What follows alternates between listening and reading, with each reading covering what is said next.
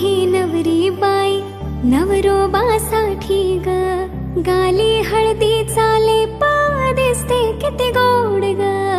आई बाबांची लाडकी सासरला जाईल ग, सुखी रहा दिल्या घरी तो रडू नको बाई ग. येणार नवऱ्याची स्वारी घेऊन मर्दानी थाट, लाडकीला घेऊन जाय